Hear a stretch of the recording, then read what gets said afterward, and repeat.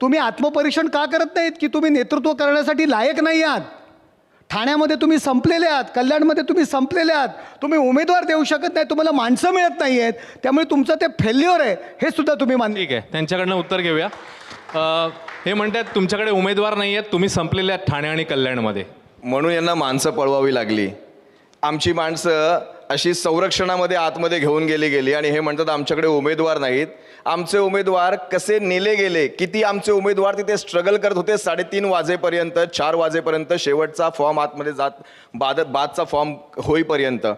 आता विषय चाललाय जुनं कोण नवीन कोण, कोण ठाण्यातले कुठल्या जागा कोण कोण लढवत होतं. मग मुंबईमध्ये किती जागा लढवत आहेत जरा विचारा. भारतीय जनता पक्ष किती जागा लढवते जरा विचारा. मग मुंबई कोणाची होती? जुन्या शिवसेनेची गोष्ट करताय ना, ओरिजिनल शिवसेनेची. मग तेही तिथूनही सुरुवात होते. पहिली गोष्ट लक्षात घ्या, सत्तेसाठी MIM सोबत जाऊ शकतात, सत्तेसाठी तिकडे अंबरनाथमध्ये काँग्रेस सोबत जाऊ शकतात, सत्तेसाठी हे करतील ते हिंदुत्व, आणि आम्ही करतो काय? तुमचा तो बाब्यानं आमचं ते काय कार्ट?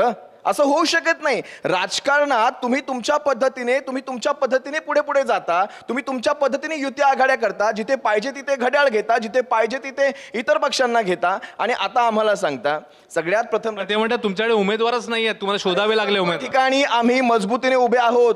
आता खरं तर खेदाने सांगावं असं वाटतं, आणि हा प्रश्न खरं तर त्यांनाच विचारायला हवा की त्या उमेदवारांचे खरं तर CDR चेक करायला हवेत, त्यांचे बँक खाती चेक करायला हवीत. का आमचे उमेदवार गेले, कशासाठी?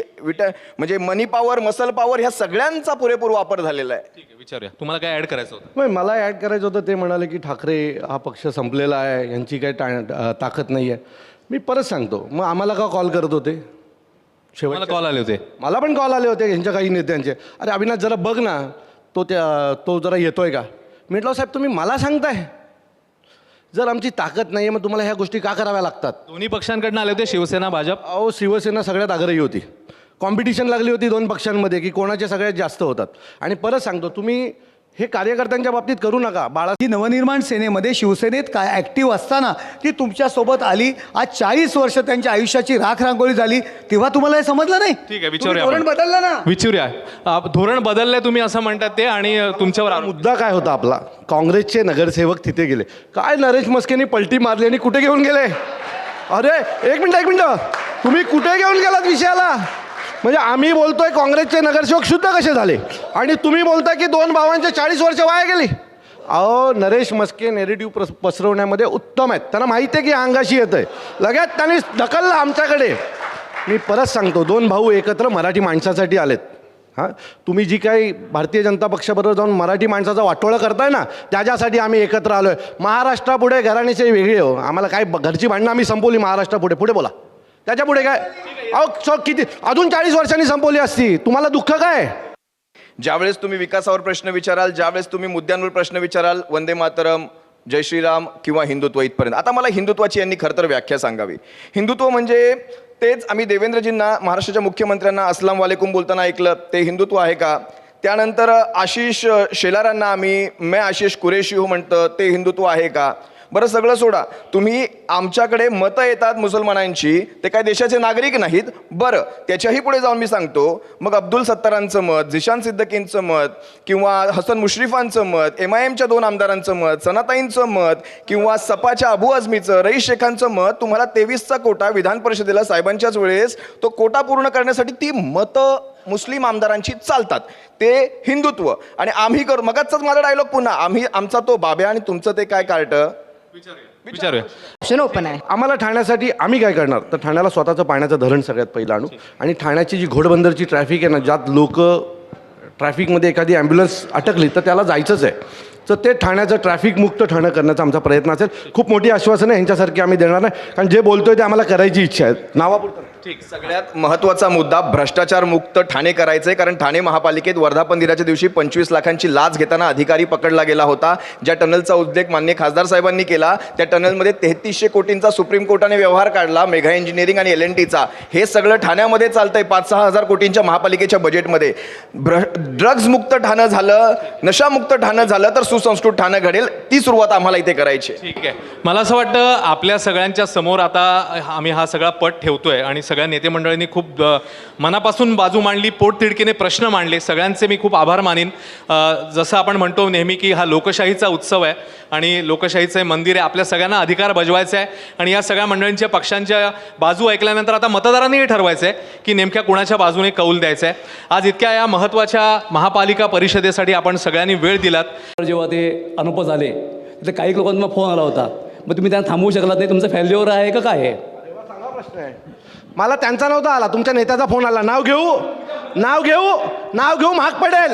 मी नाव घेतलं तर महाग पडेल. मी म्हटलं की तुम्ही जाहीर नाव घेईन. मेसेज आहे. तुम्ही थांबवू का शकलात माझ्या नाही? मोबाईल मध्ये मेसेज आहे. तुम्ही मी नाव थांबवू का घेतलं शकलात तर- नाही? मी नाव घेतलं तर बुडता पायी होईल, चालेल का? नाव तुम्ही- घेऊन मेसेज आहे त्या नेत्याचा माझ्या मोबाईल मध्ये. उमेदवार थांबवू का शकलात कशाला नाही? अंगावर खेचून घेतो मला? थांबवू का मी शकलात नाव नाही? घेतलं तर मेसेज माझं म्हणणं एवढंच आहे. तुम्हाला फोन आला, तुम्ही त्यामुळे थांबवू का शकलात?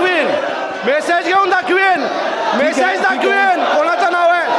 नरेश मस्केंनी सांगावं, चालेल. नरेश मस्केंनी सांगावं, चालेल. कशाला अंगावर खेचून घेतो? मला अंगावर घेऊ नको. पक्ष बदनाम होईल. आणि मोठं नाव आहे तुमच्या पक्षाचं, मोठं नाव आहे, छोटं नाव नाहीये. त्यांना सांगा, मस्के साहेब त्यांना सांगा, मोठं नाव आहे, मेसेज आहे. मी नाव घेतलं स्टेजवर ना तर वांदे होती. माझा प्रश्न एवढाच आहे, तुम्ही त्या उमेदवार थांबवू का शकलात नाही?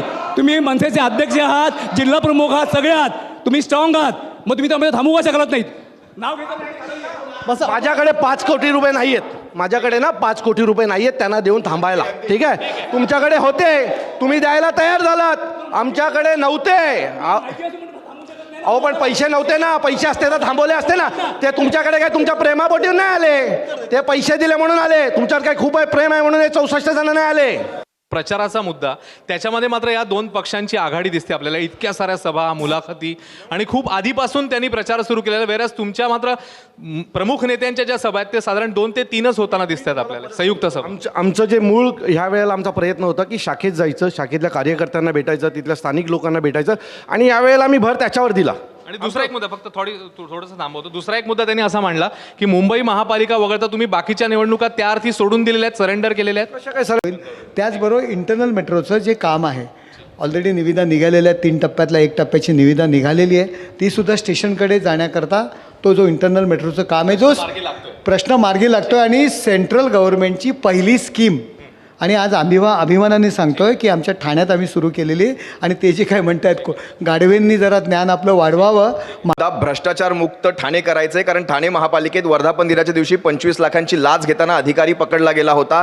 ज्या टनलचा उल्लेख माननीय खासदार साहेबांनी केला, त्या टनलमध्ये 3300 कोटींचा सुप्रीम कोर्टाने व्यवहार काढला, मेघा इंजिनिअरिंग आणि L&Tचा. हे सगळं ठाण्यामध्ये चालतंय 5-6 हजार कोटींच्या महापालिकेच्या बजेटमध्ये.